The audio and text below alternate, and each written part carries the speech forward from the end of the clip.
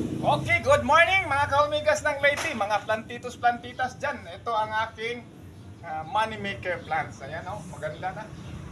Malago na itong aking money maker.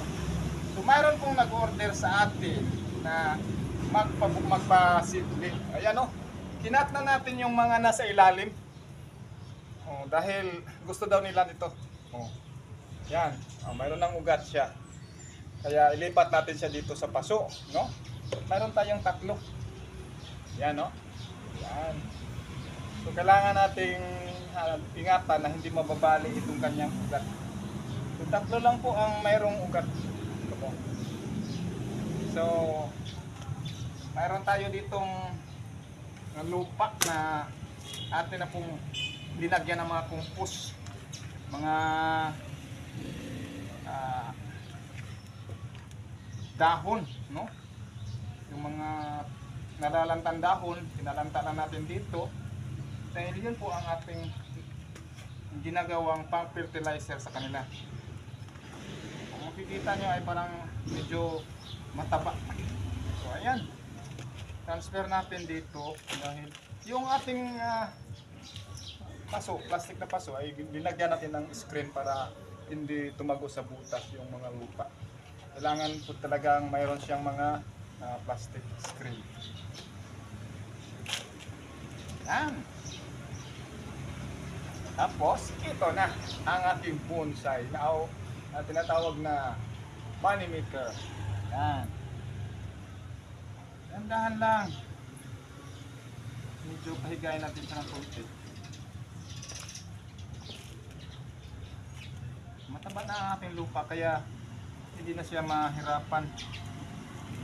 Kung gusto na siyang mabuhay ng sapat dito sa ating pinalipatan. So yan, yung ating mga kaibigan dyan, yung nag-order nito ay nako, ito na ang hinahanap yung money maker. Yan, ito pa, haluin lang natin to dahil mayroon itong mga dahon ng mga kahoy, mga tira-tirang mga prutas at yung mga pinaghiwaan ng mga vegetables. Yung sobra na natin ay dito natin ilagay para pag nalanta na ay abono na siya, di ba? Ayan o, mga nabuhay. Kaya hindi natin ito tatanggalin. Kailangan na natin siyang ilagay dyan. Pataba yan, pataba. Pataba ng puso. Ayan. Ayan o. Kailangan dahan-dahan lang.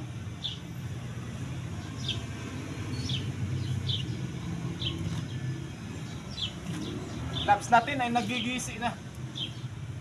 Kaya bili na lang tayo next week. Yan, nagtataba ng puso pag mayroon kang mga halaman na ganito. No? Dahil plant lover lang po tayo, mga kahulmigas ng Leyte, mga plantitos dyan, katulad ko. Happy lang tayo na mag-aalaga ng mga halaman. Diba? Ito isa. Yung mga lantang dahon ay hindi natin yan dapat itapon dahil dagdag abono yan. Kaya pag nagwawalis ako ng mga dahon ay dito ko nilagay yung mga ibang dahon. Yan.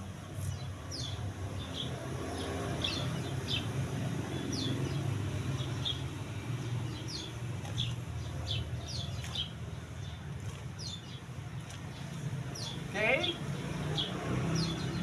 Lagay natin siya ng konti. Bahala na yung nasa ilalim dahil importante yung ugat niya.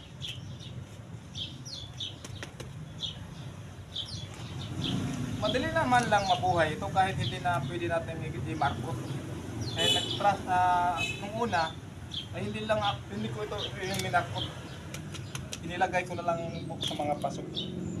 Tulad nito, sobra. Kailangan lang natin na ilagay dito rin para magkaroon siya ng ugat. Madaling mabuhay lang po ito. Itong mga money maker.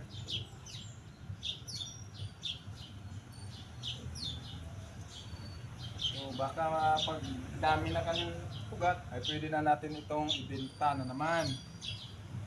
Dahil pag may nagkakagusto, siyempre bibinta natin dahil binili natin ito nung unang panahon ng pandemic. Bumili tayo ng mga halaman. Yung iba nga ay hindi nabubuhay yung mga imported na mga halaman ko. Kaya ito lang ang pinagtatsagaan kong ilagay dito sa bato na ito. Yan! Plantito, plantitas! Thank you for watching! Ayan!